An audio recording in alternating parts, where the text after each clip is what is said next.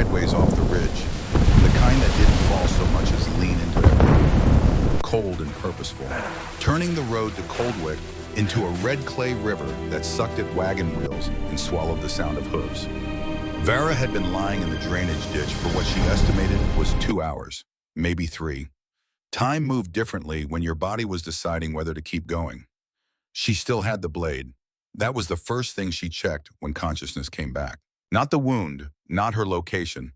The blade, or what was left of it, the lower 6 inches of the short sword she'd carried since she was 16. The rest of it somewhere on the quarry road where she'd left one of her father's riders with a broken jaw and a lesson about grabbing. Her hand had closed around the broken hilt on instinct, even unconscious, even bleeding. That was either training or stubbornness.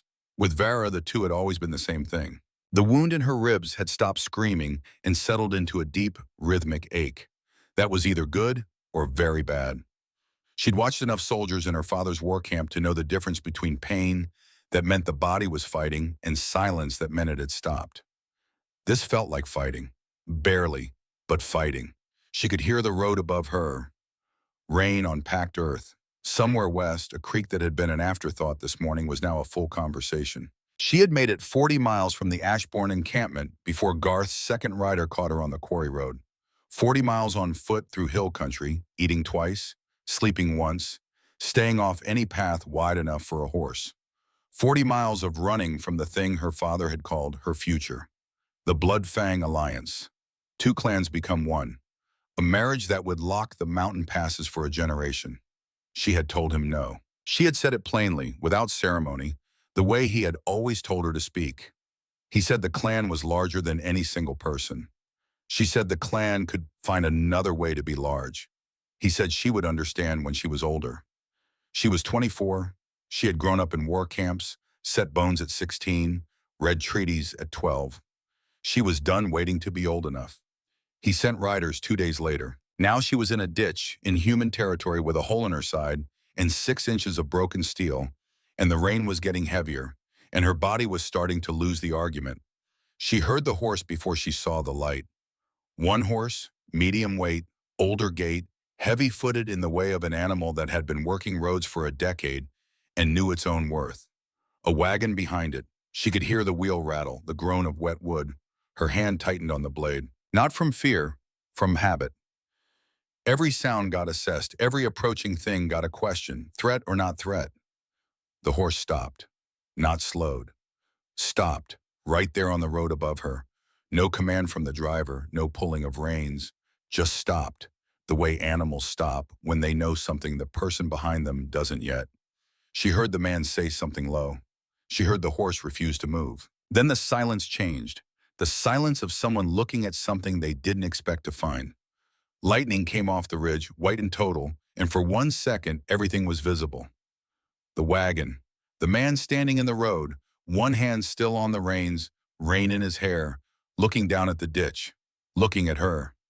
She watched him make the calculation. She could see it happen even at this distance, even in the dark. The pause, the decision. The way a person goes still when they're figuring out what kind of person they are. She had seen men make this calculation before. Most of them made it toward walking away. He climbed down. She tracked every movement. He came down the embankment carefully, not rushing, one hand steadying against the drainage rut. He had a lantern in one hand. The light found her face and she saw his eyes move, not to the blade, to the wound. First thing he looked at.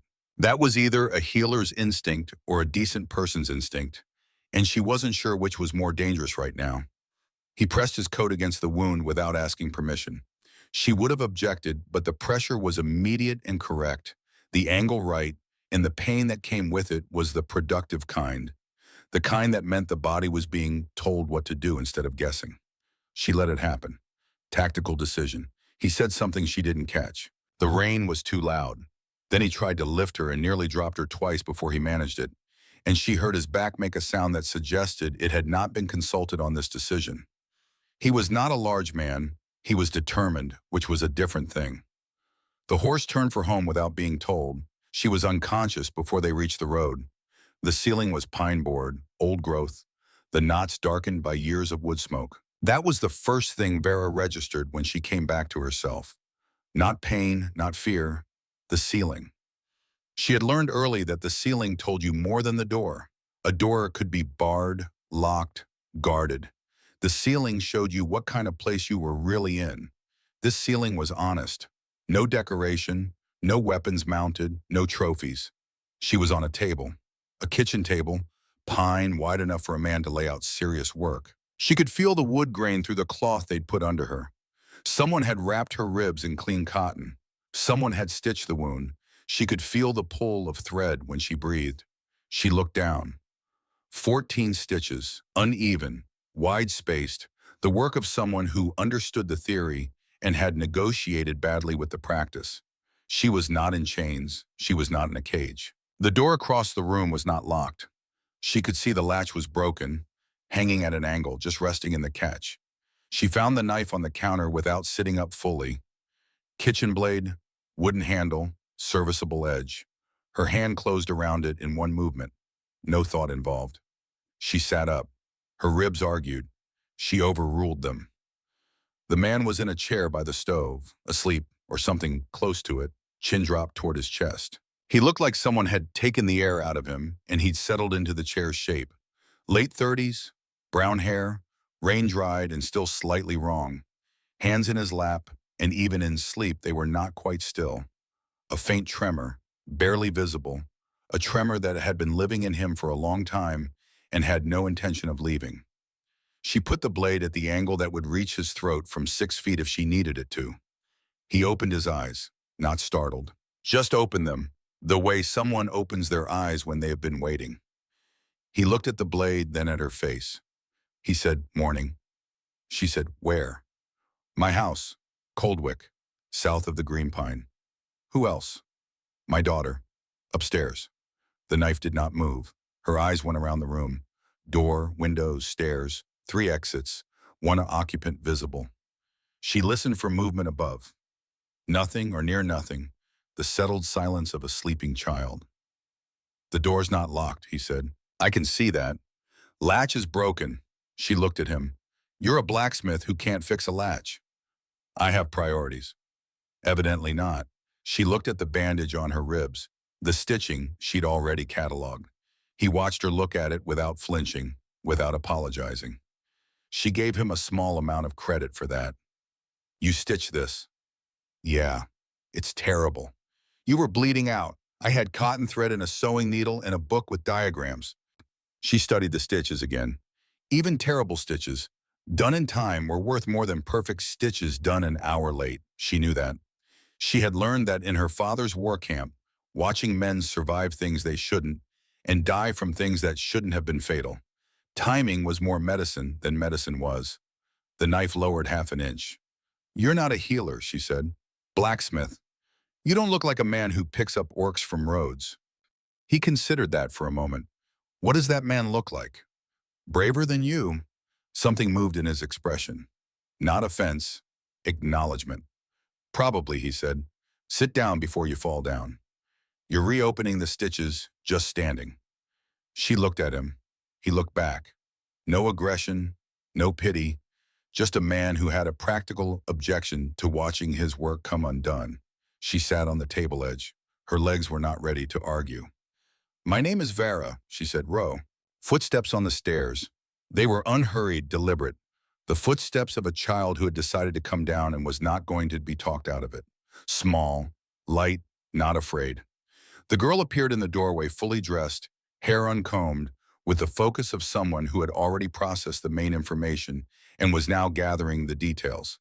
She looked at Vera. She did not scream. She walked to the foot of the stairs and stopped, 3 feet from where a full-grown orc woman was sitting on the kitchen table with a knife. She tilted her head the way small animals tilted their heads when figuring something out. "She's alive," the girl said. "Apparently," Rose said. The girl looked at Vera directly, brown eyes, level and measuring. "Does she bite?" Vera looked at the child. "Do you?"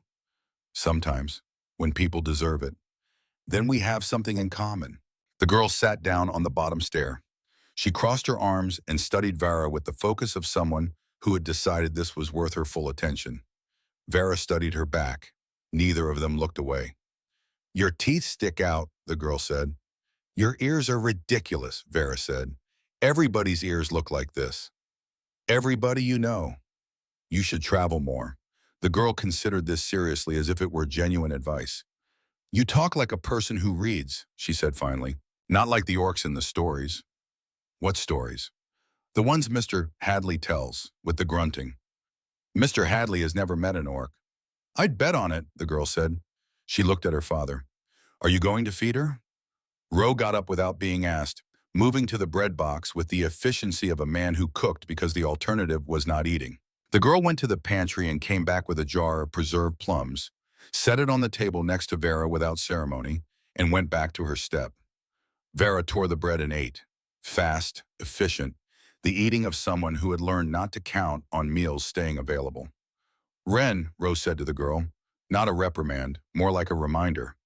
She's sitting on Mom's table, Ren said. The word landed. Vera felt it land, not on herself but on the man. She watched it happen. The way he absorbed it without showing it, the way a practiced person absorbed things they'd had to absorb many times. She filed that away. I know whose table it is, Rose said. I'm just saying. I know what you're saying. Ren looked at Vera. That's Mom's table. She made it. She sealed it with linseed oil and carved their initials underneath where you can't see. She said it without accusation, just information. Vera looked at the table under her, old pine, well-maintained. She lifted her hand and looked at the surface, then put her hand back. It's a good table, she said. Ren looked at her for a moment, then something decided in her expression. It is, she said. He moved her upstairs before noon. The wound had opened slightly when she'd sat upright, and he'd rewrapped it without commentary, which she respected. She had cursed an orc when he lifted her, which sounded like a bucket of rocks being thrown at sheet metal, and he had not commented on that either, which she respected more. The room at the top of the stairs was a woman's room. Vera knew it before she was fully through the door, not from anything obvious, from the specifics. A hairbrush on the nightstand placed with intention, not set down, but positioned. Dried flowers in a clay vase still holding their color, which meant they hadn't been there longer than 5 years. A pair of reading glasses folded on a small book. The curtains drawn at an angle that suggested someone had decided on that angle and then never changed it. Everything had a layer of fine dust, not neglect dust, careful dust. The dust of a room being preserved rather than lived in. She read the dust the way she read tracks. The density was even across all surfaces. Nothing had been moved in a long time. The window had not been opened. The door, she guessed, had barely been opened. Rose set her on the bed and straightened up, and she could see him not looking at the hairbrush. 3 years, she said. He did not confirm it. He didn't have to. She looked around the room, the reading glasses, the dried flowers, the hairbrush in its precise position. That's not grief, she said. That's a museum. He said nothing. His jaw moved once, settled. She thought about arguing the point and decided against it. Not her house, not her wound to pick at. She had enough of her own. I'll heal in a week, she said, and then I'm gone. Fine. And stop looking at me like I'm something you need to save. I'm not. You have that face. I don't know what face you mean. The face people make when they're deciding something about you that you didn't ask them to decide. She looked at him. I got myself out. You were just on the road. Something moved in his expression. Not offense. Something quieter than that. Then we understand each other, he said, and left. She lay back against the pillow and stared at the ceiling. Different wood up here, narrower boards. She could hear the girl moving in the kitchen below, the systematic sound of a child who knew where everything was and moved through spaces with the efficiency of someone who had been taking care of things for a while. She heard the knock on the front door 20 minutes later. She couldn't see the man from the bed. She could hear him. Big voice, the kind that came from a chest that expected to be listened to. A farmer's voice, the outdoor kind, unused to being kept lower than carrying volume. He said the words, "Orc, your daughter, the war." She heard Roe answer each one. Steady, short, not apologizing. She heard the phrase, just neighborly advice, delivered in the tone that meant something else entirely. Then the door closed. Then the girl's voice, clear from the staircase. He's going to tell everyone, probably. Ro, and then what? Ren, and then everyone knows. Ro, and then what? A pause. No answer came. Then Ren, not unkindly, you always stop there. You never get to the part where you actually do something. Silence below. Vera listened to that silence for a moment. A child pointing at the place where a person stopped working. 8 years old and already fluent in the language of noticing things people preferred not to be noticed doing. She had been that child once, in different rooms, with different furniture, watching her father go still when people said the thing he didn't want to hear. She closed her eyes. Outside, the rain had stopped. Through the gap in the curtain, she could hear the drip from the eaves, the slow settling of a world after water. Somewhere down the road, a man with a big voice was walking home to tell his neighbors what he'd seen. She had 6 days, maybe 7, before word traveled far enough to matter. That was the calculation she'd been running since she left the Ashbourne camp. 40 miles of buffer. She'd used 38 of them bleeding in a ditch.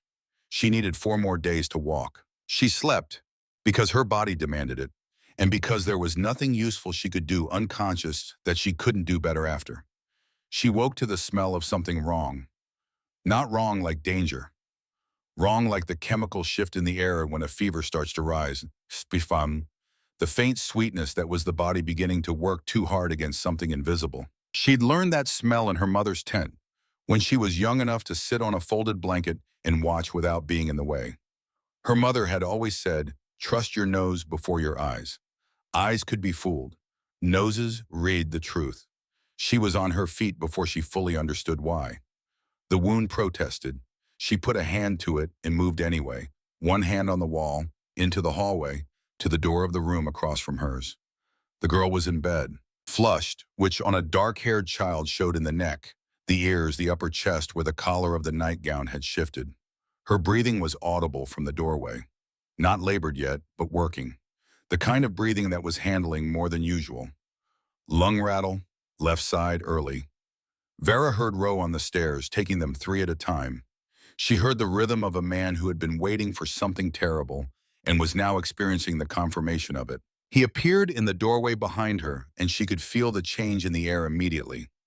The vibration of panic that had been somewhere below the surface since she'd arrived, surfacing now, looking for an outlet. His hands were shaking badly. She had watched him manage the tremor for 2 days, manage it over a bread knife, manage it over the forge tools, manage it in conversation. Whatever the source of the shaking, it had a rhythm, a familiar rhythm, and he'd learned to work inside it. But right now, the rhythm had broken. His hands shook the way a man's hands shook when the thing he'd been dreading became the thing he was standing in front of. I can handle, he started. You're shaking so hard you couldn't hold a spoon, she said. Move. She's my daughter. Move. She said it the way she'd said things in the war camp when someone was about to make a situation worse by insisting on being involved in it. Not unkind, just true. He stepped back, not willingly, but he stepped. She lowered herself to the bed beside Ren, careful with her ribs, putting the weight on her hip and one arm. Hand to the forehead first. Hot. Hand to the neck. Glands up, which meant the body was responding, which was better than not responding. Ear to the chest. She turned her head and listened, one side then the other. The left side had the sound she didn't want to hear, the faint crackling under the breath, the early signal. Autumn fever, the kind that came when the well water turned cold and collected what it collected. She had seen it in border camps. She had watched her mother treat it. She looked up at Ro. Hot water, she said. The book, your wife's. Look for lungwort and elderflower. Brown jar, 3rd shelf behind the vinegar. He stared at her. Now, she said without raising her voice. Not in a moment. Now, he went. She turned back to Ren. The girl was watching her with the focused attention she'd given everything since Vera arrived. Not fear, not confusion, just that steady cataloging gaze that seemed to be the child's primary mode of experiencing the world. It hurts a little, Ren said. Her voice was smaller than usual. Wrong. I know, Vera said. Your chest. Yeah. It'll hurt less soon. And she put her hand flat against the girl's sternum and felt the heat there, the elevated work of lungs dealing with what they were dealing with. She began to hum, low, almost below the range of hearing, more vibration than melody. It was not a song, it was a rhythm. Her mother had used it when children ran fevers, a frequency that gave a breathing body something to match itself to, an external pattern to fall into when the internal one had gone irregular. She heard Ro on the stairs, the sound of a man trying to move fast and carefully at the same time. He appeared with the hot water, the book, a brown jar she recognized by shape before she could read the label. She looked at the jar, May's handwriting on the label in her memory, laid over the stranger's handwriting she could see from here. Different hand, same knowledge. Women in different places who had learned the same things from different teachers and written them down in the same careful way because they understood that knowledge died with people and had to be carried forward. Crush the lungwort fine, she said. Mix with elderflower, equal parts, small amount. Steep in the hot water 3 minutes. His hands shook over the jar. Breathe, she said, not to Ren, to him. She can feel your panic, it doesn't help her. He looked at her. Recognition in his face, the recognition of a man being told something he already knew and hadn't been able to act on alone. He breathed. She watched the shaking settle, not stop but settle, find his range, become workable. He crushed the lungwort. Ren watched him do it with those steady eyes. How bad is it? She said. Early, Vera said. That means not bad yet. It means we caught it early. Because you smelled it. Because I smelled it. Ren considered this. That's a useful thing to be able to do. Most things you can do are useful if you pay attention to them. Ro brought the cup. Vera lifted Ren's head, careful of the pillow angle. It tastes terrible, she said. How terrible, Ren said. Considerably worse than anything your father has cooked. Ren looked at her father. That's very bad. Drink it anyway. Ren drank, grimacing through each swallow with the expressive suffering of a child who had opinions and intended to document them for the record. She finished the cup. Vera set her back against the pillow and wrapped her chest with the clean cloth Ro had brought, tight and even, the wrapping her mother had shown her on a cold morning in the camp when she was 9 years old and watching a young soldier learn to breathe again. She had done this in other rooms, other beds, other children. She had not done it in a room like this, in a house like this, for people whose names she had not known 2 days ago. Ro was in the doorway. She could feel him watching without looking. The fever breaks by morning, she said, or you ride for a physician. No deliberation, no deciding. You ride. I'll ride, he said. Swear it. He was quiet for a moment. I swear it. She turned and looked at him. Those shaking hands, that face with something old and heavy sitting behind the eyes. A man who had been in a room like this before and had not moved fast enough, and carried the weight of that stillness in the tremor of his hands, in the gray around his temples, in the 3-year museum he'd made of his wife's room across the hall. On her, Vera said quietly, not on your pride. He looked at her. For a moment, she thought he might break in some visible way. He didn't. He straightened slightly and said, on her. She turned back to Ren. The girl had closed her eyes. Her breathing was still working too hard, but it was finding the rhythm Vera had laid out for it, the low vibrations settling into the space between them. The lungwort was already moving through her system. Vera could tell by the slight easing around the jaw, the shoulders settling a fraction. She kept her hand on the girl's chest and hummed. Rose sat in the chair in the corner of the room and did not speak. Then she stopped thinking and just breathed and kept the rhythm and let the house be quiet around her. The fever broke before dawn. She felt it happen under her palm, the release of heat, the shift in the breathing, the slight dampness at the hairline that meant the body had won the argument it had been having with itself all night. Ren's eyes opened, gray and clear, none of the wrong color in them anymore. I feel better, Ren said. I know. Did you stay here all night? Vera said nothing. Ren looked at her father in the corner chair, asleep with his chin on his chest again, the same position she'd found him in the kitchen that first morning. She looked back at Vera. Her expression shifted. Not surprise, but something that was doing the work surprise usually did. Thank you, Rose said from the chair. His eyes were open. He'd been awake, maybe for a while. Vera looked at him once. I didn't do it for you, she said.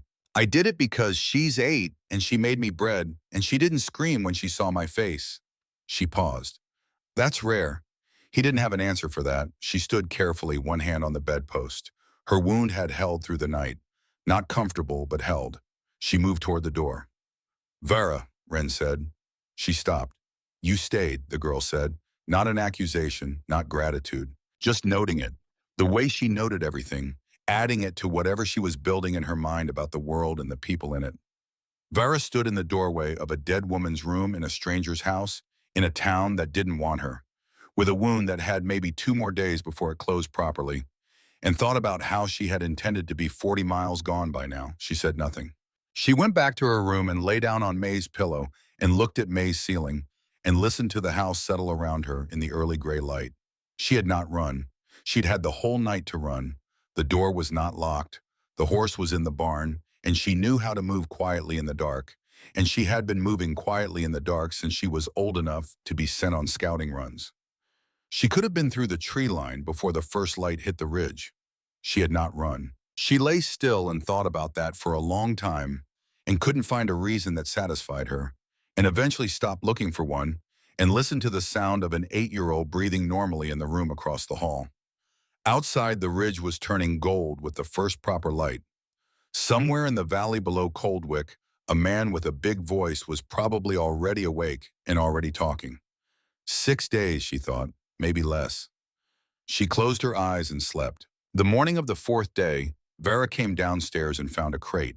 It had been placed at the kitchen table, not pushed against the wall, not set in a corner, placed at the table with purpose, a folded blanket on top for cushion, positioned between Ren's chair and the empty one that had belonged to May. Ren was already eating, spoon moving through her oats without looking up, with the studied casualness of someone who had done something deliberate and was not going to draw attention to it. Ro was at the stove with his back turned. Vera stood at the bottom of the stairs and looked at the crate. She looked at the empty chair on the other side of it. She looked at Ren, who continued to not look up. She made you sit there, Ro said without turning around. I was fine on the floor, Vera said. Ren looked up then, those brown eyes level and unapologetic. Nobody's fine on the floor, she said. The floor is for dogs and guilt. Pick one. Vera looked at the crate, at the folded blanket with its careful corners. An 8-year-old had folded that blanket. An 8-year-old had carried the crate from wherever it lived in this house and set it at a table with the quiet authority of someone who had decided how things were going to be and saw no reason to argue about it. She sat on the crate. The blanket was softer than she expected. The table was solid under her forearms. From here she could see the window over the sink, the yard beyond it, the edge of the forge building with its cold chimney. She could see the road past the fence. She could see the hill line where the quarry road ran. She ate. Nobody said anything. The morning light came through the window at an angle that hit the table and made the old pine look like it had been waiting for this light since it was cut. This was not something she had planned. She had planned to be gone. She had made the calculation clearly, multiple times. The wound needed 4 more days before walking was viable, and then she could move. Every morning she ran the math. Every morning it came out the same, and every morning something happened that she could not have scheduled into the equation. She filed the crate away in the part of her mind that was tracking this. On the 5th day, she stood in the doorway of the forge. She had intended to walk past it. She was practicing her range, testing what the wound would allow, building back toward the stamina she'd need for the road. The forge was on the way to the fence line. She was going to walk past it. She did not walk past it. Ro was working iron, a gate fitting by the shape, a hinge bracket, medium weight, the kind of piece that had to carry load over years without complaint. He was striking with his right arm raised to the shoulder, bringing the hammer down flat, and she watched 2 strikes and felt something in the back of her teeth that she associated with watching someone do a thing incorrectly in a way that would cost them. She had spent 4 years in her father's warforge. Not working it, she had never been given a hammer, which was its own conversation, but watching. Standing at the edge of the firelight while the forge master worked blades that were harder than anything produced in a human smithy. She had watched until she understood it, the way she understood tracking and field medicine and the weight distribution of a short sword versus a long one. She understood what correct striking looked like. What Ro was doing was not it. Your technique is wrong, she said. He lowered the hammer, turned. He had the face of a man who had not expected criticism from the doorway. I've been smithing for 12 years, he said, and striking wrong for 12 years. She moved into the doorway, one hand on the frame to keep the wound from objecting. You're striking flat. The angle is off. You're losing half your force to the face of the anvil instead of driving it through the metal. That is how you strike an anvil. That is how a human strikes an anvil. Orc smiths strike from the elbow, not the shoulder. All harder. Less effort, deeper strike. He looked at her for a moment. The forge was warm against her face. She could smell the combination of hot iron and coal that she associated with her father's camp. Not a comfortable smell, but a known one. How do you know how orcs smith? He said. Not defensive, genuinely asking. My father's war forge, 4 years. Every blade that came out of it was harder than anything your iron has dreamed of. She paused. Show me your grip. He showed her. She adjusted his elbow angle with 2 fingers, not touching the hand, just the point of the pivot. The power comes from here. Wrist snap at the apex. Let the hammer fall through the metal instead of onto it. The difference is in the intention. He looked at his arm, then at her. Then he raised the hammer and tried it. The sound changed. She heard it immediately. A cleaner ring, less spread, the sound of force going somewhere instead of dissipating at the surface. The iron responded. It shifted under the hammer the way metal shifted when it was being worked correctly, cooperating instead of enduring. He stopped, looked at the piece, looked at his arm. Better, she said. Different, he said. Yes, he tried it again and again. She watched the adjustments settle into his body the way correct adjustments did, not as something added, but as something remembered that had been there all along.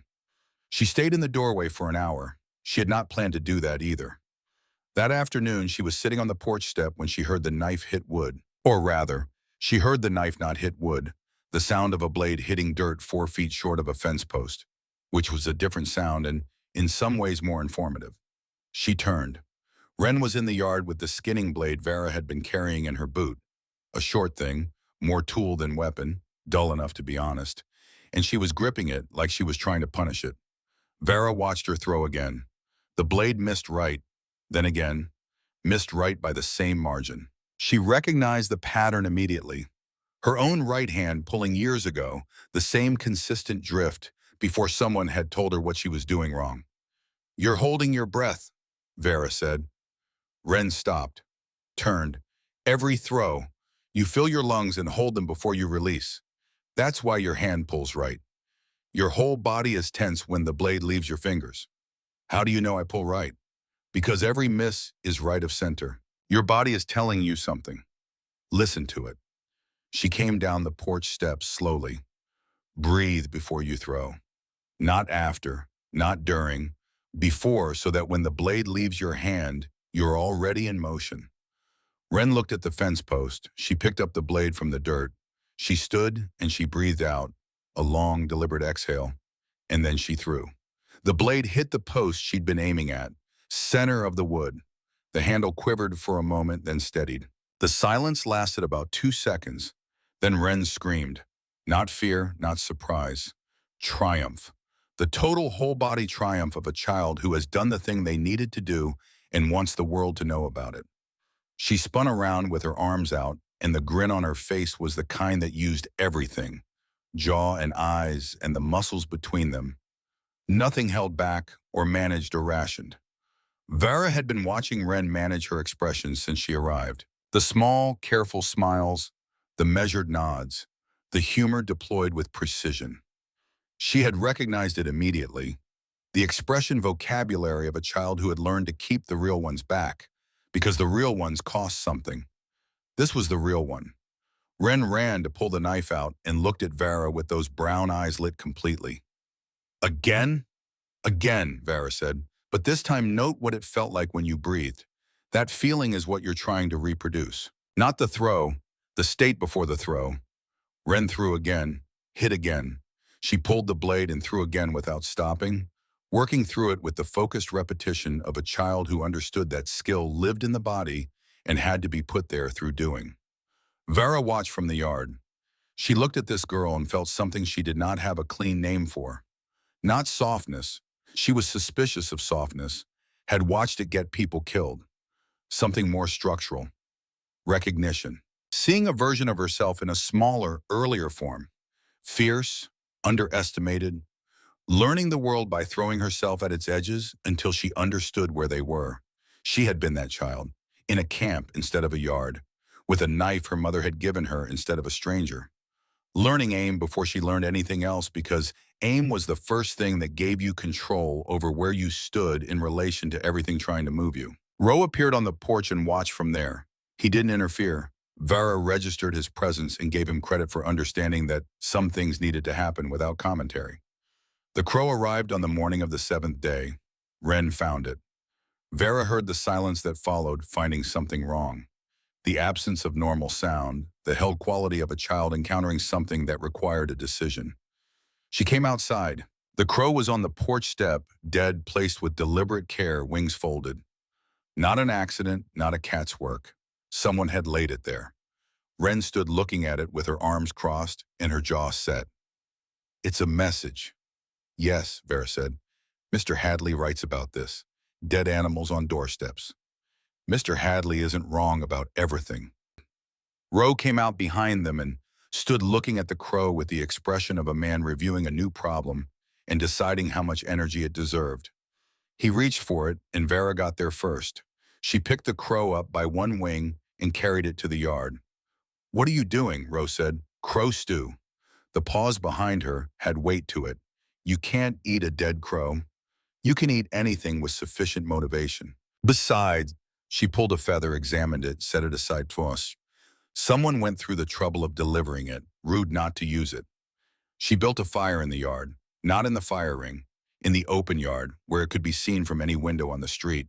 She plucked the bird with the efficient disinterest of someone who had done camp work since before they were old enough to want to be doing something else. The smoke went up straight in the still air, visible from anywhere in Coldwick with a window facing this direction.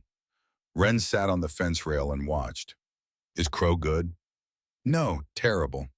"Then why?" "Because they sent it as a threat. I'm sending it back as groceries." Vera looked at her. "Threats are free groceries if you're not afraid of them." She cooked the crow in Ro's worst pot.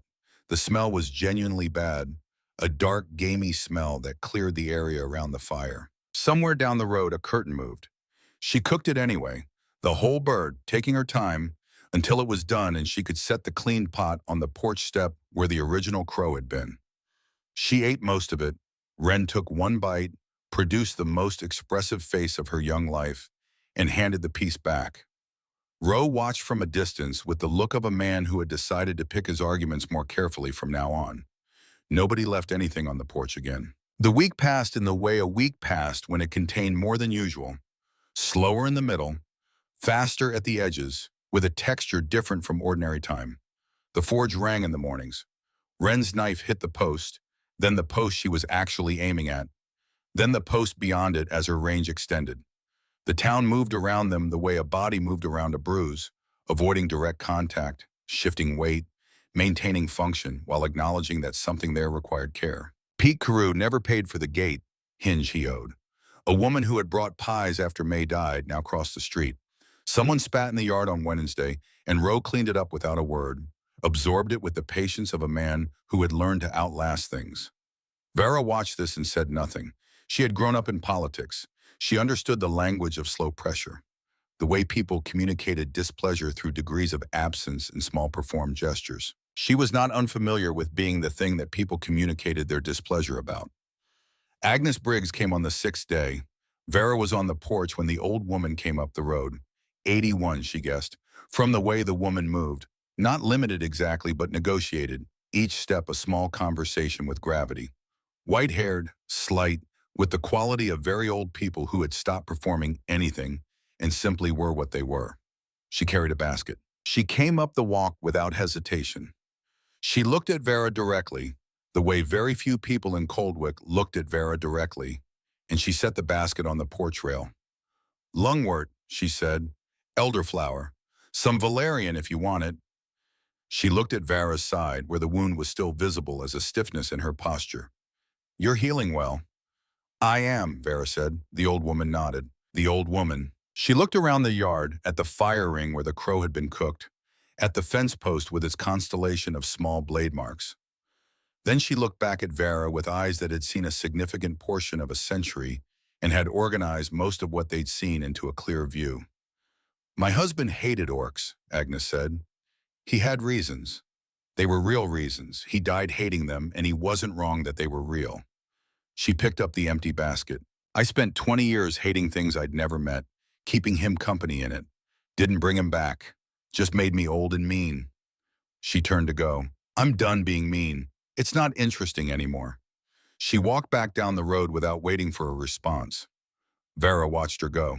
A very old woman in a town that was dividing itself over a question she'd been asked to be the answer to. Choosing sides in the way that old people who had stopped performing chose sides. Not with argument, but with a basket of herbs set on a porch rail. She brought the basket inside. The ninth night, she came downstairs after Wren was asleep. She had not intended to. She had lain in the dark in May's room and looked at May's ceiling and run the arithmetic of her situation for what felt like the 100th time. The wound was 3 days from walking viable. The scouts could be anywhere now. Her father was not a patient man when it came to things he'd decided, and she had been gone for 11 days. The Ashbourne had riders who could cover 30 miles on war horses. The buffer she'd bought was nearly gone. She should have been planning. She should have been sleeping to prepare for planning. Instead, she was downstairs. Roe was at the kitchen table. Black coffee, half drunk, the candle down to its last 2 hours. He looked up when she came in, then back at his coffee, the gesture of a person making room without making a production of it. She sat on her crate. The blanket on top of it had been replaced. A cleaner one, folded with the same careful corners. She did not comment on that. They sat in the kitchen quiet for a while. The stove ticked. Outside, the night was full and still. She had been building towards something for 3 days. She could feel it the way she felt weather coming. A pressure, a change in the air. She had been in this house 9 days, and every day she had known the thing she was not saying. And every day the not saying it had become a different kind of lie. My father is Drath, she said, war chief of the Ashbourne clan. The candle flame moved in some current neither of them had created. She watched Roe put his coffee cup down. Not set it down, put it down, the careful, deliberate movement of someone making sure their hands were not holding anything breakable while they processed something. His face went through something in the space of 2 seconds that was mostly invisible, but not completely. Drath of the Ashbourne. She watched him search what he knew. Everybody in human territory within 100 miles knew what he knew. The orc who had united 3 clans under one banner, who had burned 2 border towns in the last conflict, whose name mothers used as a shorthand for consequences. I wasn't going to tell you, she said. I was going to heal and leave, and it wouldn't matter. You'd never know I was here. But Wren got sick, and I stayed. And she called me by name. She paused. And she sat me at your table and threw a knife and looked at me when it landed instead of you. And I've been here 9 days, and I'm not gone. Why now, he said. Because I'm building something here that I don't have the right to build if I keep this from you. You can't choose what you don't know. She looked at him. He promised me to the Bloodfang clan. Marriage alliance. 2 clans become one, strong enough to hold the mountain passes. He said the clan was larger than me. You ran. I told him no first. She touched the wound. He sent 2 riders. I told them no less politely. One of them gave me this. I gave him something worse. The stove ticked. She watched Roe's hands on the table. The tremor was there, but different now. Not the old rhythm, something newer. The vibration of a man realizing the ground under him was thinner than he'd thought. When he finds out you're here, he started. Not if, when. My father does not lose people he's decided to find. How many riders? 20, 30, however many it takes. She kept her voice level, information, not performance. I wasn't going to tell you. I was going to be gone before it mattered. But I'm not gone. And Wren calls me by name. And there's a blanket on my crate with new corners every morning. She looked at him directly. You should know what staying here costs. Because when he come, and he will come, it won't be one rider and a request. The kitchen was very quiet. You could leave, Rose said. Tonight. Before I could. She kept her eyes on his. Is that what you want? The honest answer. She watched him arrive at it. She had known people all her life who could not access the honest answer under pressure. People who said what was safe, what was strategic, what avoided the next difficult thing. Her father was one of them, in his own way. His honest answers had been buried under so many layers of what was good for the clan that she sometimes wondered if he still knew where he'd put them. Ro was not that kind of person. She had suspected it. She was sure of it now. He said no. The word surprised him.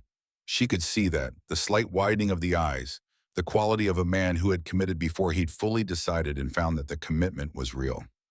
She looked at him for a long moment. Brave word for a man whose hands won't stop shaking. They shook when I stitched you, he said. Still got it done. Something moved in her face. She was not certain what. She was accustomed to controlling her expressions, to the ORC discipline of keeping your face from giving the enemy information. And somewhere in the last 9 days, she had stopped thinking of this man as a category that required that kind of control. That was worth noting. 9 days, she said. Your girl hit a fence post. Your stitches got tighter. She looked at him across the candlelight. And you just told a war chief's daughter she could stay in your house while an army comes for her. Sounds worse when you say it out loud. It is worse out loud. That's why most people don't say it. She went to the window and looked out at the dark yard, the fence line, the hill beyond the town where the quarry road ran. 20 riders, she thought. 22, if her father was in a precise mood. War horses, painted, carrying men who had spent their lives learning to go where they were pointed and do what was required. She had grown up with those men. She had eaten at fires with them. She respected them the way you respected something that could end you efficiently. She also knew how her father moved. She knew the rhythm of his campaigns. She knew the difference between a show of force and an intent to destroy. What was coming was a show of force. That didn't make it less dangerous. It just meant there was a door in it, if someone could find the door. 3 days, she said, maybe 4. Then I can walk. You don't have to. I know. She didn't turn from the window. I know I don't have to. That's not the same thing as what I'm going to do. He was quiet behind her. She stood at the window for a while, watching the hill line, and then she went back upstairs. The scouts came on the 12th day. She smelled them first. She was in the yard behind the barn with Wren, reading tracks in the mud, deer coming in from the east tree line, the neighbor's dog, the print of Rose's boot moving between the house and the forge at regular intervals. She had been showing Wren the difference between a print that was moving and a print that had stopped and turned. She stopped. Wren looked up immediately. She had learned by now what Vera's stops meant. What? Vera stood very still, her head tilted. Her nostrils worked. War paint, Ashbourne manufacture, she knew the combination. Rendered fat and red ochre and something bitter she had never been able to name. She knew it the way she knew her father's voice. She knew it the way she knew the smell of the camp she had grown up in. It was on the wind from the southwest, faint but certain, the way the first smell of rain was faint but certain before the storm arrived. Get inside, she said. Now the word came out the way it needed to. Move, Wren, move now. Wren moved. She ran for the back door without asking anything else. She had learned when a question could wait. And Vara walked to the forge. Ro looked up from the anvil when she came through the door. He saw her face and put the hammer down. Riders, she said. 3, Southwest Ridge, Ashbourne colors. You can smell them from here. I can smell war paint on southwest wind, yes. She moved to the forge window. They're not moving, they're looking. They watched from the window together. 3 shapes on the ridge, mounted, sitting with the stillness of trained riders in observation position. Not advancing, not retreating. Looking down at Coldwick, at the smoke from the forge chimney, at the yard, at the silhouette visible in the blacksmith's window. One of them raised a closed fist, held it. Then they turned, all 3 together, and rode north. The silence they left behind had weight to it. They saw me, Vara said. Yes. They'll report. She calculated without having to think about it. The math she'd been running for 12 days, now arriving at its answer. 4 days to reach the Ashbourne camp from here. 2 days for my father to ride south with a war party. 6 days. She heard Roe breathe. She heard him take in 6 days and put it against everything in his kitchen, in his forge, in his yard. Against Wren's knife marks on the fence post, against the blanket on the crate, against the gate hinge he'd made yesterday that had been genuinely beautiful. 6 days. We need to tell the town, he said. She looked at him. The town that left a dead bird on your porch. The town that's going to be standing between 20 riders and this house. His jaw was set. She recognized the expression now. It was the one he wore when he had made a decision and was not going to revisit it. They'll hand you over. Probably, yes. They'll tie a bow on you and meet my father's riders at the town line. She watched his face. You understand that? I know. Then why? He looked at her, and she saw in his face the thing she had been watching form for 12 days. Not courage in the simple sense, not the absence of fear, but something that had grown in spite of fear, had taken the shape of this house and this girl and this table and decided that it was worth standing in front of. Because they're going to be in the middle of it whether they know or not, he said. At least if they know, they get to choose. She looked at him for a long moment. She thought about her father, who made choices for people without asking. She thought about the Blood Fang rider, who had arrived at her tent with the information that her future had been arranged. She thought about every person in her life who had made a decision on her behalf and called it care. This man was doing the opposite of that. All right, she said. The meeting was that evening. 32 people in the barn that doubled as a church on Sundays, with the smell of hay and old wood and lamp oil that accumulated in buildings used for more than one purpose. Harlan in the front row, arms crossed, jaw set. Agnes in the back, sitting so still most people had forgotten she was there. Rose stood at the front and said it plainly.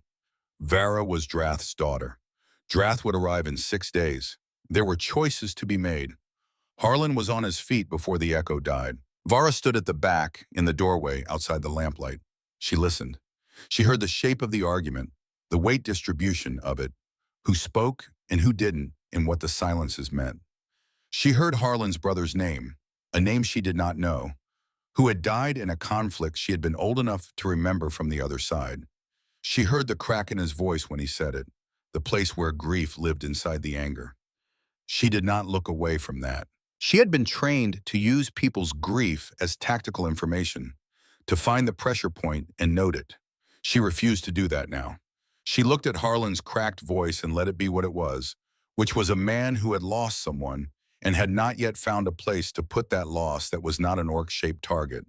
She understood that. She did not agree with where he'd put it, but she understood it. Agnes stood up from the back of the room. The knees popping was audible in the silence. Every head turned. The old woman straightened and looked around the room with the authority of someone who had outlasted most of the arguments happening around her. An orc war chief is coming, whether we hand her over or not, Agnes said. If we hand her over, we're the kind of town that trades a person for safety. If we don't, we're the kind that isn't. She paused. I spent 20 years being the kind that is. I'm done. No vote happened. People simply left. Some through the front, some through the back. The direction said everything. Vara watched from the doorway and counted. Not people, but the thing people carried in their faces when they chose. The quality of a choice made from conviction versus a choice made from fear. More than she expected chose the front door. She stood in the cold outside the barn when it was over and thought about a basket of herbs on a porch rail and a man with a crack in his voice who carried his grief like a weapon because nobody had given him anything else to carry it in. And a town she had been in for 12 days that was now, for reasons she had not asked for and could not undo, the place her father's riders would arrive. 6 days.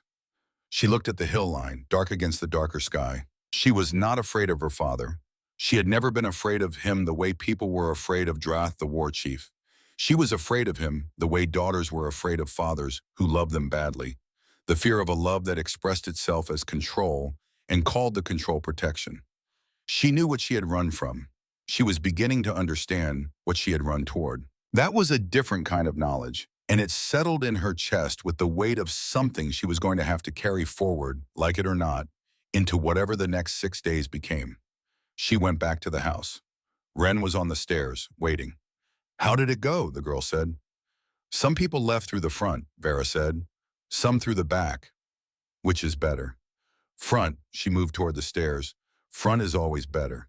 She heard Ro come in behind her, heard him stop in the hallway, heard the quality of silence that was a man accounting for what he'd just done. She did not turn around.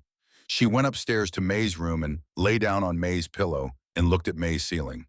5 days now, she thought. 5 days, and her father would ride into the square of a town that had split itself down the middle over whether she was worth protecting, and she would have to stand in front of him and be something she had not yet fully worked out how to be. Not his daughter, not the alliance, not the bridge or the border or the thing handed across a table, something she had chosen. She was still working out what that looked like. Outside the window, the ridge was dark, and the road north was dark, and somewhere out there the scouts were covering ground at war pace, and the clock that had been running since she fell into a drainage ditch on the quarry road was running faster now. She breathed out slowly. She thought about Ren throwing a knife in the yard and looking at her when it landed. She thought about a crate with a folded blanket and new corners every morning. She thought about a blacksmith who had said no when the honest answer was yes and had not pretended otherwise. She closed her eyes. The 4 days that followed had the quality of held breath, not silence. The forge rang every morning. Ren's knife found the fence post with increasing regularity. The town moved through its routines with the careful normalcy of people performing ordinary life in proximity to something that wasn't ordinary. But underneath all of it was the breath being held, the suspended quality of time before something arrives that you cannot stop and can only be ready for. People came, not many, not with noise or declaration. They came the way people came when they had made a decision they weren't entirely sure about and wanted to be committed before they could change their minds. Agnes brought more herbs and a jar of preserved blackberries and said nothing beyond leaving them on the porch rail. Olin came on the second day and stacked firewood against the side of the house without speaking, working with the patient efficiency of a man with a bad leg who had decided what he was going to do and was doing it. He finished the stack and looked at Ro. "I can't fight," he said. "Bad leg, but I can stand on your porch when they come." "That makes no sense, Olin. I'll be here anyway." He left. Ro stood looking at the firewood for a moment, then went back to the forge. Vara watched all of this and said nothing about what it meant to her, because she had not yet found language for it that wasn't too large or too small. She had spent her life in a clan. She understood collective loyalty, the kind that came from shared blood and shared history and the long accumulation of obligation. What these people were doing was different. They had no obligation to her. They had no history with her. They had one basket of herbs and one cooked crow and 12 days of proximity, and some of them were choosing to stand in front of something that could flatten them because something in their nature required it. She did not have a clean word for that. She worked the forge in the mornings. She could not swing the hammer yet. The wound was still negotiating with activity above a certain threshold.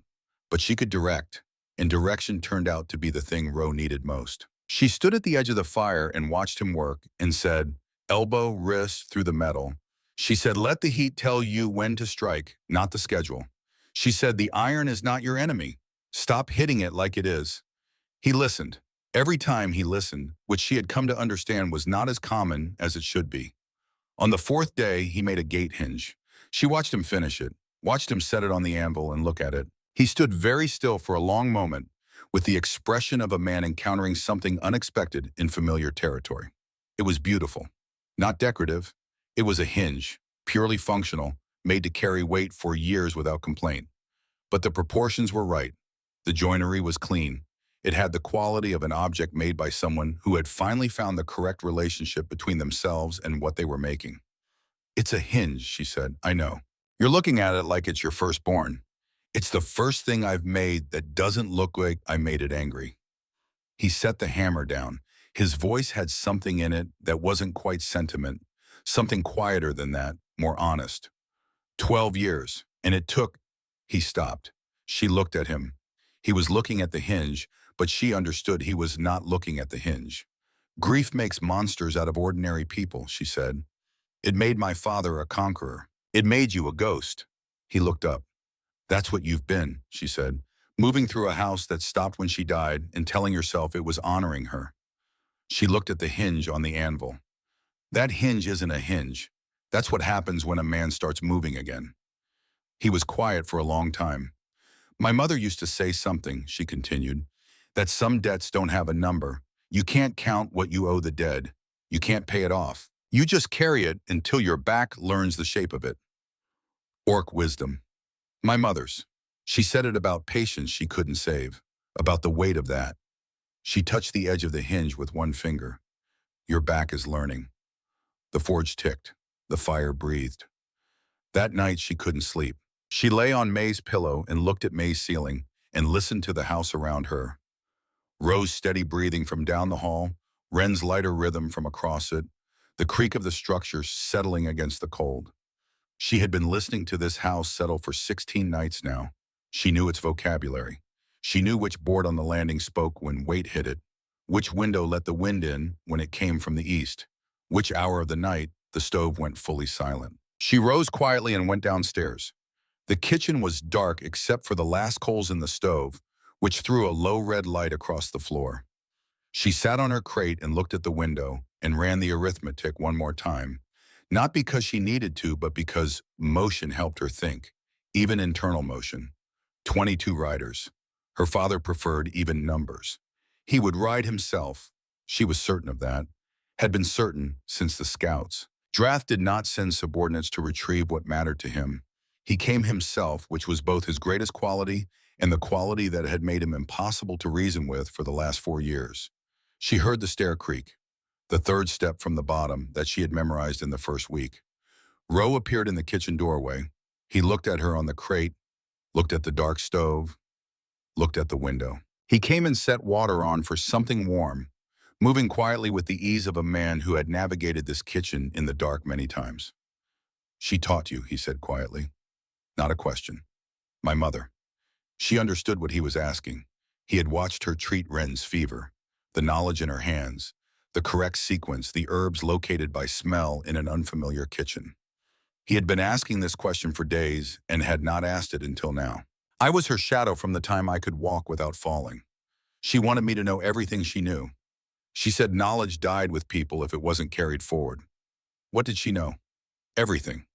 The word came out larger than she'd intended. She let it be large. Wound treatment, fever management, bone setting, the compounds for lung sickness and gut sickness, and the kind of grief that becomes physical illness in the body. She knew plants and what they did and when and how. She knew the difference between a patient who needed medicine and a patient who needed someone to sit with them. Roe brought 2 cups. He set one on the table near her and took his own to the chair by the stove, the chair he'd been sleeping in when she first woke in this kitchen 17 nights ago. He sat in it with the ease of someone returning to a familiar position. "She died in the camp," Vera said. 3 years ago, an infection. Started in her hand, a cut she didn't see to properly because there were 20 men who needed her more. By the time she let anyone treat it, it was 3 days past treating. "I'm sorry. My father took a war party north within the week." She looked at the window. Outside, the night was very still. He couldn't sit with the loss, so he moved. He became Drath the war chief instead of Drath who lost his wife. He got very good at it. She wrapped both hands around her cup. The Bloodfang Alliance was the latest version of that. Build something large enough that you can't feel the thing you can't face. Make it about the clan, the future, the mountain passes. Make it about everything except the thing it's actually about. Roe was quiet for a moment. "The museum," he said. "What?" "That's what you called May's room. A museum." His hands were around his own cup, steadier than they'd been when she arrived. Not still, they were never fully still, but steadier. The tremor, something he occupied differently than he had 17 days ago. "I did the same thing, different scale. I just stopped the clocks in the rooms and told myself I was honoring her." "Were you?" "No," he said it without flinching. "I was scared. I was scared that if I moved anything, it would mean she was gone, and she wasn't gone as long as I didn't move anything. It was easier to be a ghost in her house than a person in my own." She looked at him in the low red light from the stove. a blacksmith who had spent 3 years holding himself still while his 8-year-old daughter did the living for both of them, and who had the courage to look at that honestly and call it what it was. "Your mother would have liked you," she said. She was surprised to find she married him. "She would have wanted to know everything about your technique," Rose said. "She had opinions about wound care. Most people who know anything about wound care have opinions about it. She would have argued with you. I would have argued back." Something shifted in his face. Not a smile, not quite. Something that had been deciding whether it was allowed and had finally made up its mind. "She would have liked that too," he said. She didn't trust people who didn't argue back. They sat in the kitchen dark and drank something warm and said nothing else for a while. Outside, the night held its breath. The road north was empty in the dark, and the ridge above Coldwick was only a shape. And for this last hour before the morning of the last day, it was possible to sit in a kitchen and be two people who had lost the women who held things together and had found, in a narrow and honest way, that they understood each other. She did not call it more than it was. She had learned to be precise about what things were, but she let it be what it was. She was on the porch when she felt them. Before the sound, before the sight, the vibration through the floorboards that she had grown up feeling on mornings before campaigns, the frequency of many hooves on packed earth, synchronized, purposeful, the sound of organized movement before it became audible. She stood. Wren appeared in the doorway behind her. Vera did not turn around. "Go inside," she said. "Vara, Wren." She kept her voice level. "Please go inside. I need to be able to see the road without worrying about you." A pause, then she heard Wren go back inside, the sound of a child making a decision she didn't agree with, but would honor. She would come back out. Vera knew that, but she would wait. The riders came over the ridge at a canter. She saw them before she heard them fully, the shapes against the morning sky, the Ashbourne banners moving at the pace of the horses, 22 of them in formation. The geometry of a war party that had been riding together long enough to move as one thing. They came down the hill road and into the square of Coldwick like weather arriving, like something decided elsewhere and now simply happening here. At the center on the gray stallion she had watched him ride since she was 12 years old was her father. He was enormous.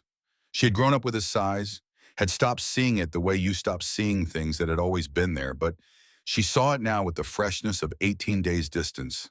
Drath of the Ashbourne, wide shoulders, scarred jaw, the bearing of a man who had made himself into something deliberate over many years. He wore no crown. He had never worn one. He didn't need one. He was his own gravity, the thing other things oriented around. He stopped the riders in the square with a gesture. She heard Roe come out of the house behind her. "Let me go first," she said. "No," he said. "Roe, it's my porch." He came to stand beside her. She looked at him, the shaking hands, the jaw set in the expression she'd come to know. The look of a man who had made a decision in a kitchen 3 days ago and was now living in its consequences. "I'll go first."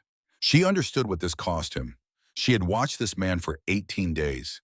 She knew the weight he carried and what it had done to how he stood and how he moved. She knew what it meant for him to step off this porch. She let him go. He walked into the square with his hands at his sides. She watched him from the porch and kept her own stillness. The deep stillness she'd learned in her mother's tent watching complicated situations develop. The stillness that let her see everything and decide nothing until the moment required it. Drath looked at Roe. She watched her father do it. The general's assessment, quick and total. He found the man, measured him in 2 seconds, and moved past him. His eyes came to the porch. To her. Vara. One word. Her name. And in it, everything. The war chief and the father. The authority and the loss. The man who had sold her to a stranger and the man who had been looking for her since she ran. She heard all of it. She had grown up listening to the layers in her father's voice, the way multiple things occupied the same register simultaneously. She stepped off the porch. She walked past Roe.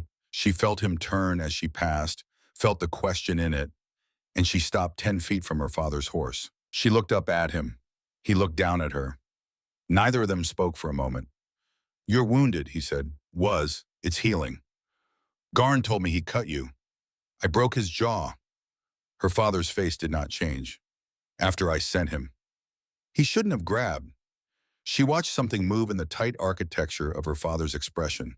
She knew his face the way she knew the forge layout in the hill road, by long familiarity, by having paid attention when other people stopped. She saw the flicker of something that was not the war chief's quality, something older than the war chief, something that had been there before the camp and the banners and the name people used to frighten children. "Come home," he said. "The Blood Fang Alliance is dissolved. I found another way to hold the passes." Another daughter to sell? There is no other daughter. Quiet, absolute. There is only you. Or for a moment, half a breath, a fraction of the space between heartbeats, his face opened. The war chief receded, and the father was visible. The man who had sat in a tent with her mother 3 years ago and done a thing she had never seen him do before or since. She had been outside the tent, and she had heard the sound of it, and she had not known what to do with it, so she had filed it in the place where she kept things she wasn't ready to look at yet. She looked at him now. "You gave me to a man I'd never met," she said, "for a treaty I didn't sign. I gave the clan a future. You gave the clan my body. That's not the same thing." She kept her voice even. "I am not a border. I am not a bridge. I am not a thing you hand across a table to make two men stop fighting." She looked at him. "You know that? You knew it when you did it, and you did it anyway, because the clan was larger than knowing."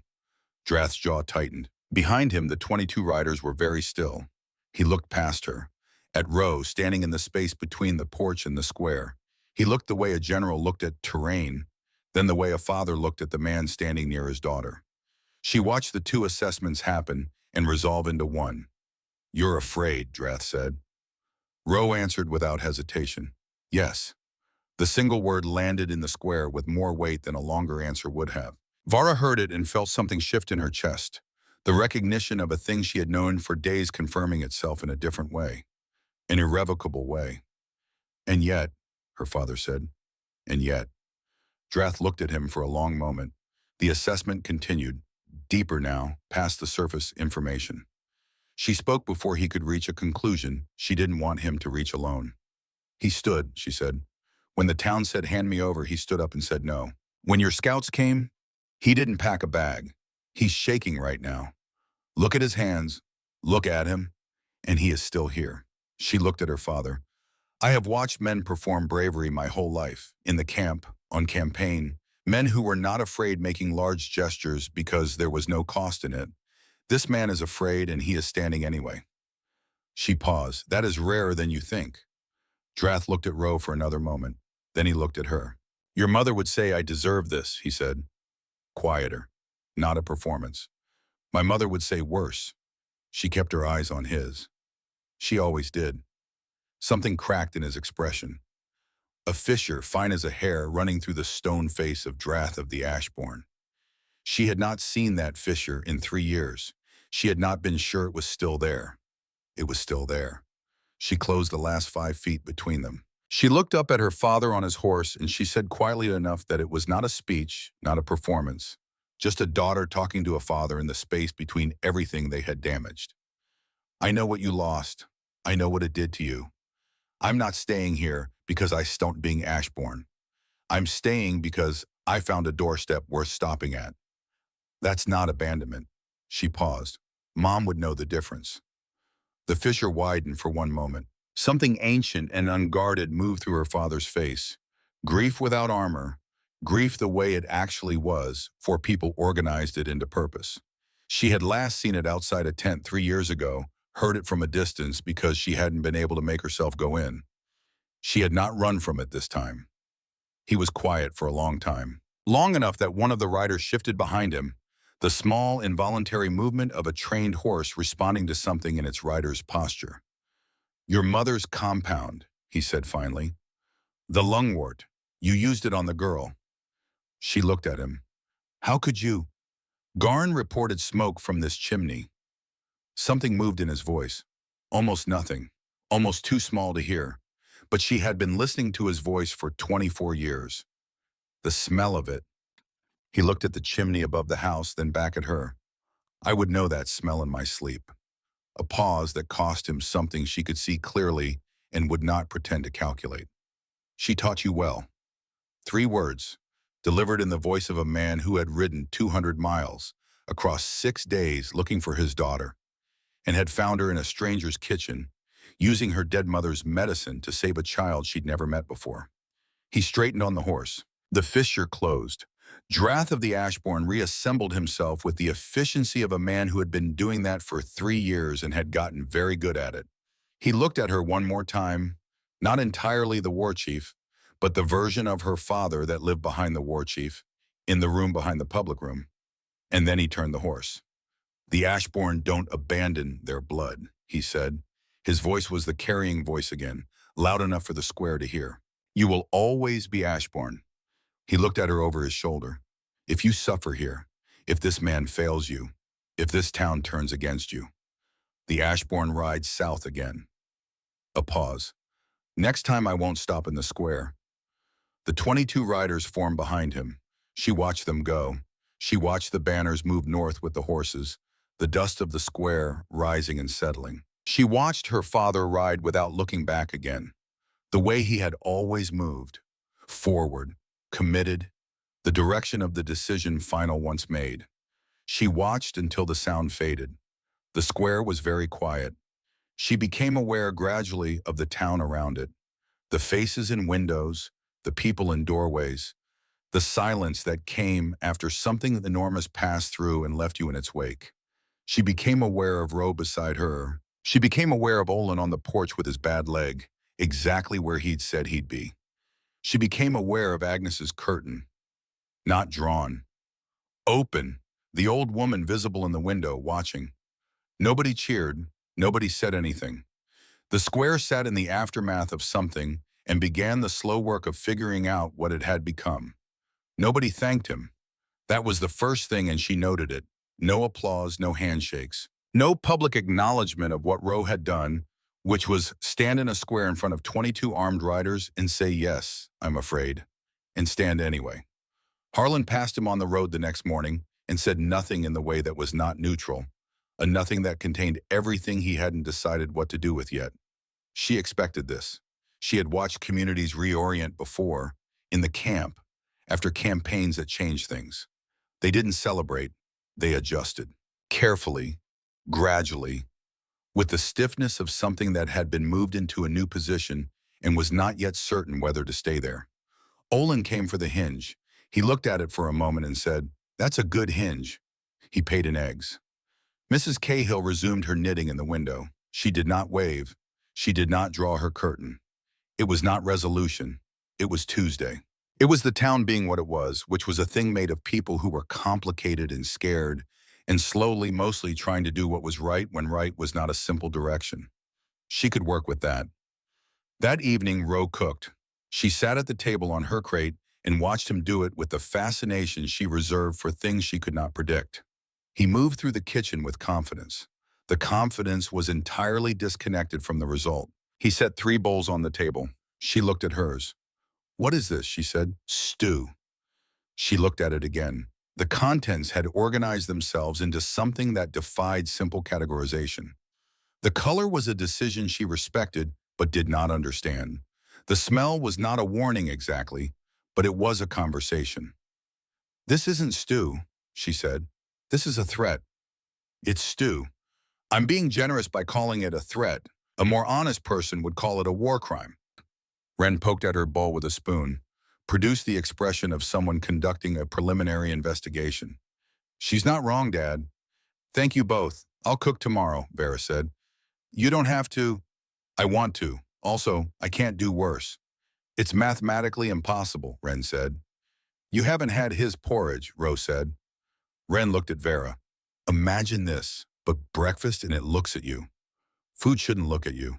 His does." Rose sat down and ate his stew without comment. It was, in fairness, terrible, but the conversation around it was the warmest sound this kitchen had produced in 3 years, and she sat in the middle of it and let herself notice that. Wren finished her bowl, or finished moving its contents in a way that communicated that the bowl had been engaged with, and looked at Vera with the direct gaze she'd had since the first morning. "Are you staying?" she said. The table went quiet. Not uncomfortable. Quiet in the way that mattered, the way that meant the question had weight, and everyone at the table knew it. She had been preparing an answer. She had drafted several versions of it over the past 3 days, each one attempting to be honest without making a promise she couldn't keep. Her father could change his mind. The town could harden, which towns did when they'd had a fright.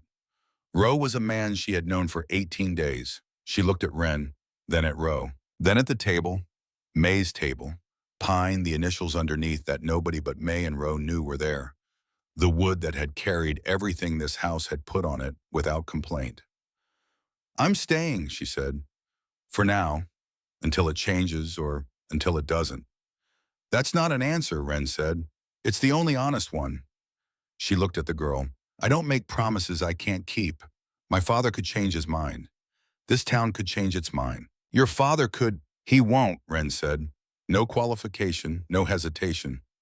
The absolute certainty of a child who had watched her father shake his way through the hardest thing he'd done in 3 years and come out the other side still upright.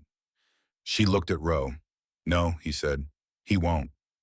She looked at them, the blacksmith with the shaking hands and the girl with the knife and the uncombed hair, and the eyes that cataloged everything and kept it.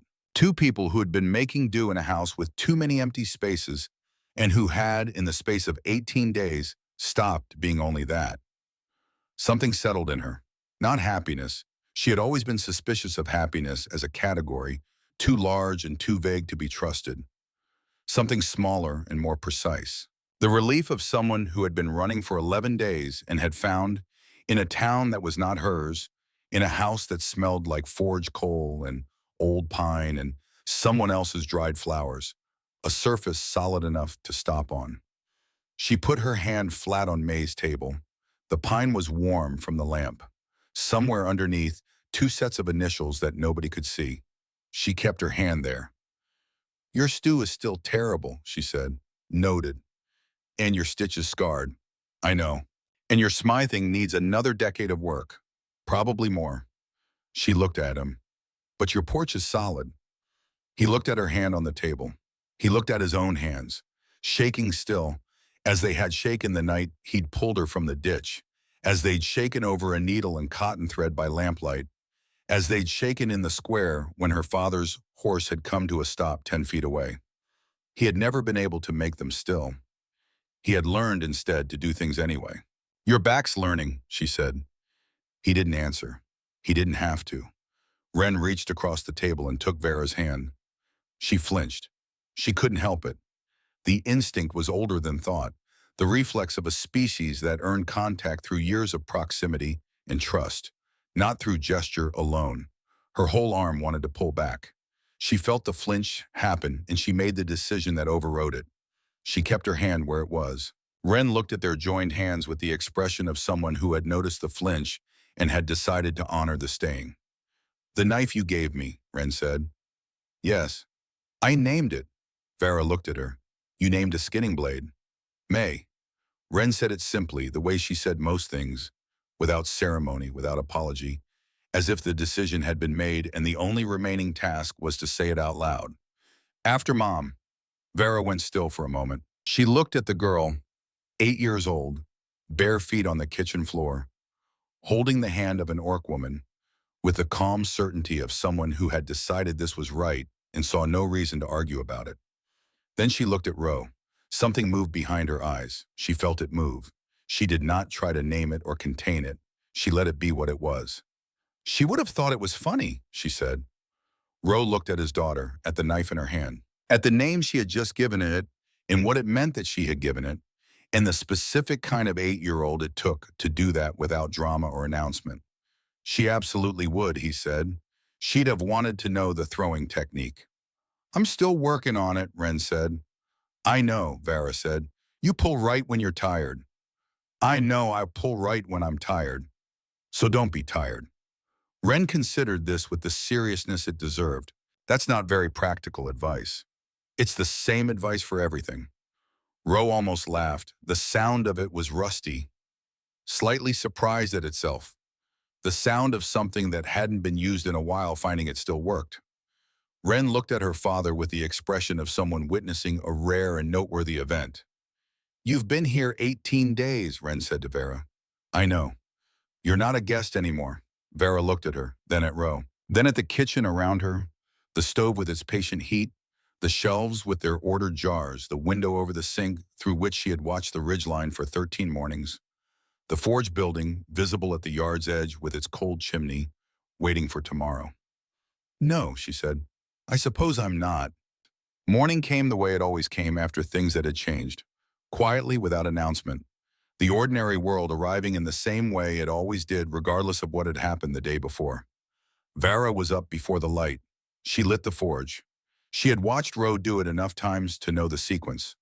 The banked coals from the night before, the bellows bringing them up, the patience required to let the heat build correctly rather than forcing it.